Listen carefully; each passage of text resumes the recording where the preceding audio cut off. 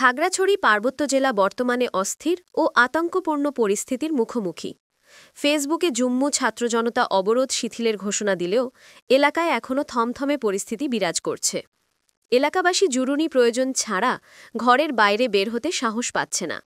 রোববার গুইমারায় দুষ্কৃতিকারীদের হামলায় ৩ জন পাহাড়ি নিহত হয়েছেন। এছাড়াও মেজরসহ ১৩ জন সেনা, ৩ পুলিশ সদস্য এবং আরও অনেকে আহত হয়েছেন। এর আগে ২৩ সেপ্টেম্বর এক স্কুল ছাত্রী ধর্ষণের অভিযোগ উঠেছিল, যা পরিস্থিতিকে আরও উত্তেজিত করেছে।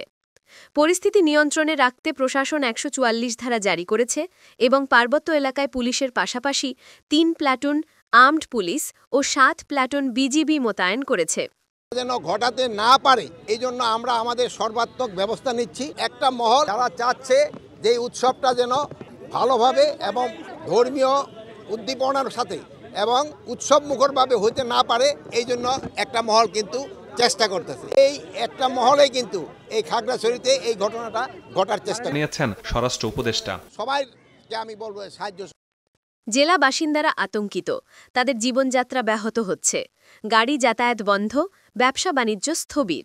পরিস্থিতি স্বাভাবিক করতে সবাইকে শান্ত থাকার আহ্বান জানানো হয়েছে। বাংলাদেশ সেনাবাহিনীও পরিস্থিতি নিয়ন্ত্রণে রয়েছে বলে জানিয়েছে। ঢাকায় ডিএমপির ৫টি থানা নির্মাণ কাজের উদ্বোধনের সময় স্বরাষ্ট্র উপদেষ্টা সাংবাদিকদের জানান, পার্বত্য অঞ্চলের অস্থিরতার পেছনে প্রতিবেশী দেশ এবং ফ্যাসিস্টদের ইন্ধন রয়েছে। তিনি উল্লেখ করেন, একটি পক্ষ উৎসবমুখর পরিবেশ নষ্ট করার চেষ্টা করছে এবং খাগড়াছড়ির অস্থিরতা সৃষ্টির পেছনে এসব কারণ কাজ করছে। তিনি সর্বাত্মক ব্যবস্থা নেওয়ার কথা জানান এবং সবাইকে সহযোগিতার আহ্বান জানিয়েছেন। পার্বত্য খাগড়াছড়ির বর্তমান পরিস্থিতি জাতীয় নিরাপত্তা ও জনশান্তির জন্য উদ্বেগজনক। অস্থিরতা ও সহিংসতার কারণে এলাকাবাসীর মৌলিক অধিকার, নিরাপদ পরিবেশে বসবাস ও অর্থনৈতিক ক্রিয়াকলাপের সুযোগ হুমকির মুখে পড়েছে। গণতান্ত্রিক অধিকার থাকা সত্ত্বেও জরুরি অবস্থায় ১৪৪ ধারা জারি করা হয়েছে, যা আইনগত দৃষ্টিকোণ থেকে জরুরি পরিস্থিতিতে ব্যবহারযোগ্য আইন। বাংলাদেশ পেনাল কোডের ১৪৪ ধারা জরুরি আইন, যা জনশান্তি ও নিরাপত্তা রক্ষার জন্য স্থানীয় প্রশাসনকে অস্থায়ী বিধিনিষেধ আরোপের ক্ষমতা দেয়।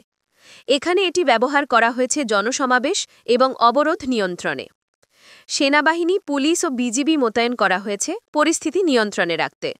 আইন শৃঙ্খলা রক্ষাকারী বাহিনীকে অবশ্যই মানবাধিকার এবং আইনগত সীমাবদ্ধতা মেনে চলতে হবে। অতিরিক্ত বাহিনী মোতায়েন সাধারণত জনশান্তি রক্ষায় কার্যকর হলেও এটি স্থানীয় জনসাধারণের মধ্যে আতঙ্ক সৃষ্টি করতে পারে। আইনগতভাবে মোতায়েনকৃত বাহিনীকে নাগরিকদের মৌলিক অধিকারের প্রতি শ্রদ্ধাশীল হতে হবে। গুইনারায় দুষ্কৃতিকারীদের হামলায় ৩ জন নিহত এবং বহু আহত হওয়া একটি গুরুতর অপরাধ। এখানে হত্যা ও সহিংসতার ঘটনা তদন্ত ও বিচারের আওতায় আসবে। অপরাধীদের আইনের আওতায় এনে দৃষ্টান্তমূলক শাস্তির ব্যবস্থা অপরিহার্য। এছাড়াও নিরাপত্তা বাহিনী ও প্রশাসনের দায়িত্ব এই ধরনের ঘটনাকে প্রতিরোধ করা।